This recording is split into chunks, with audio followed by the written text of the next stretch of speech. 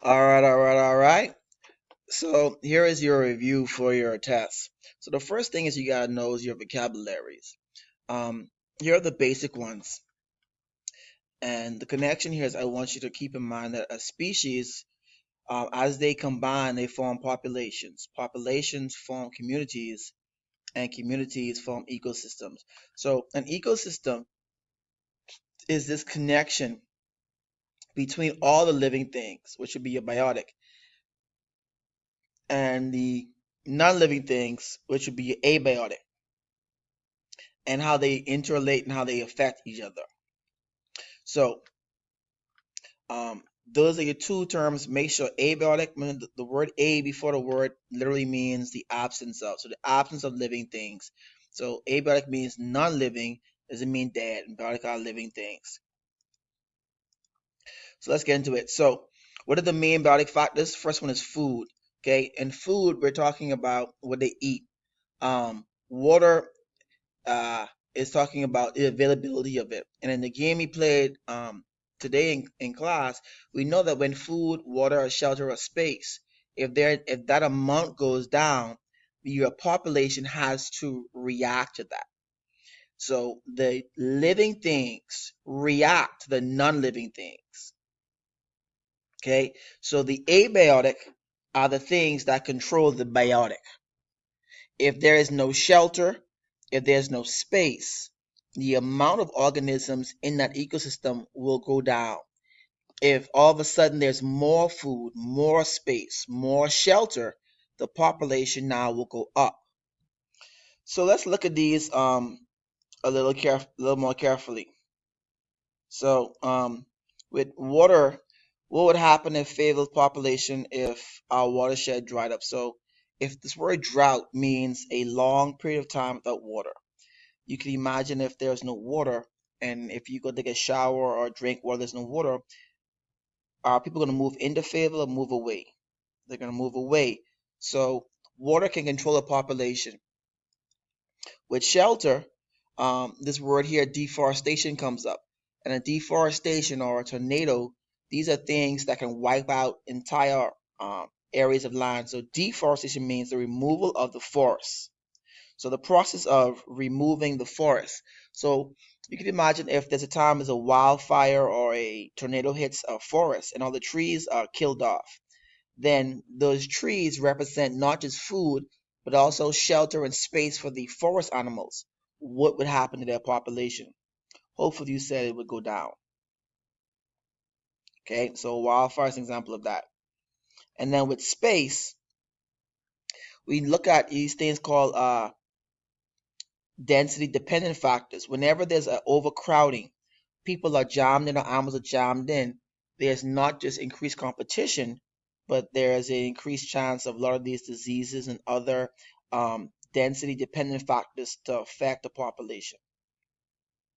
Okay, so this term biodiversity describes a variety of species found on both land and aquatic.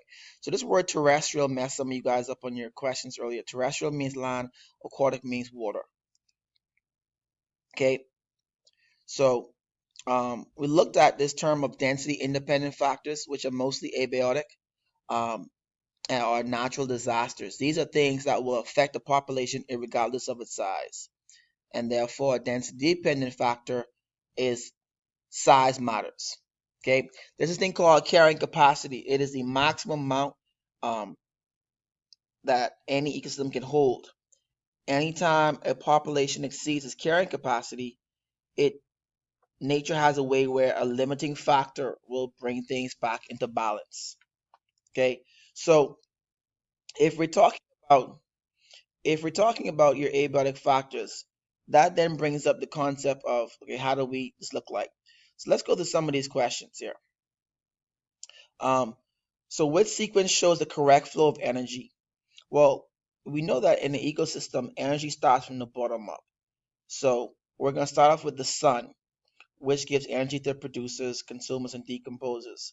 So producers, they take through photosynthesis this into this energy and they pass it up. When we die, decomposers break us down and allow bodies to become packed in the soil so that the cycle can start again. So hopefully you pick C.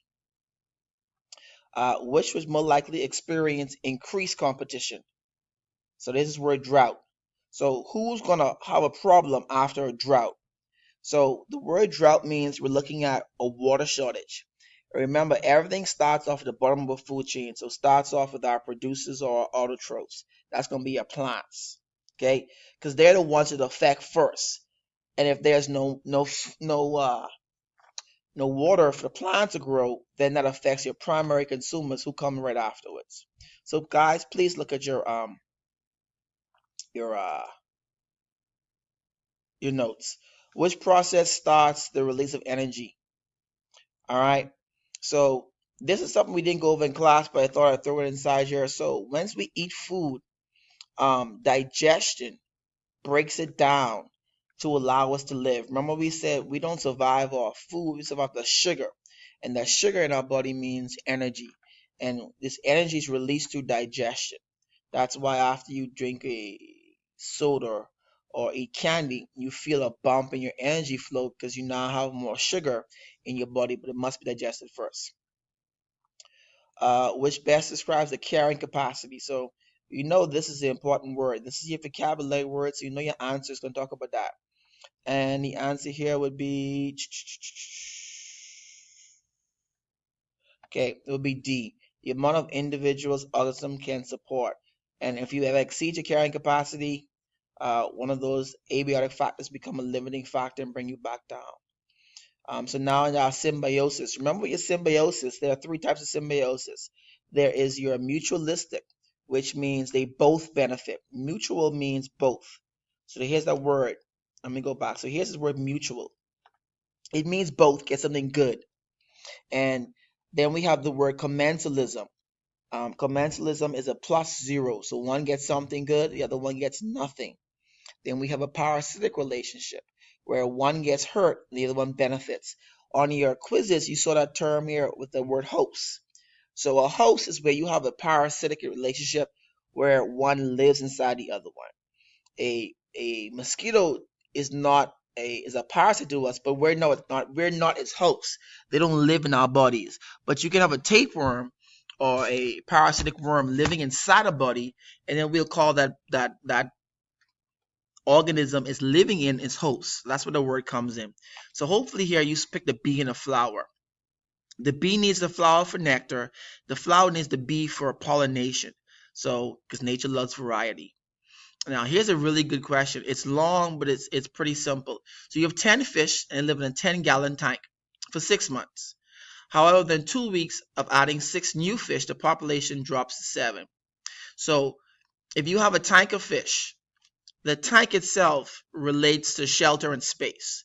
They were living good for a long time. You put more fish into the tank, you've now made space and shelter a limiting resource. Whenever you have a limiting resource, your population will go down. So why did they go down? The additional fish reduce the space. So this is a tricky question, but you gotta remember your vocabulary words and the concept. So we didn't talk about water levels or water temperature. They aren't things I've ever taught you. So please don't pick a question I've never taught you. Okay? Look at this question very good. We have this concept called a competitive exclusion, which says that no two species are able to occupy the same space if they share the same niche. And that word niche means they want the same thing and they do the same thing. Okay? If that's the case, they would be in direct competition. So if you have two species that are living in the same space, you automatically know they want different things. So those that eat the same foods would fight. Those that compete for the same result definitely gonna fight. Those that predator prey can't share. Those whose needs differ significantly from each other. So we not only want different things, we need different things, therefore we get along. As a result of a severe drought, so if there's severe drought means no water. So no water, no plants. So now your limiting factors kick in. What would happen to animal population if there's less water? Well, those that survive, will they compete more? Will they cooperate? Will they benefit? Or will the population stabilize off? This word stabilization means the process of stabling, of leveling off.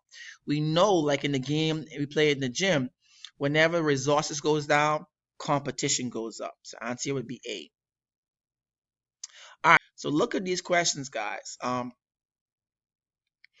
Make sure you understand your competition, your cooperation, how those work, and how animals are related that way. Please look over your symbiosis in terms of mutualism, commensalism, and your parasitism. Keeping in mind that plus negative plus thing. Make sure you understand your graphs, knowing that whenever two things are related, what happens to one will happen. They are interrelated. The term interrelated means that they both depend on each other. What happens to one will affect the other. Um, so I'm expecting great things from you guys tomorrow. I've put a lot of time and energy in to making sure you guys understand these things. So hopefully you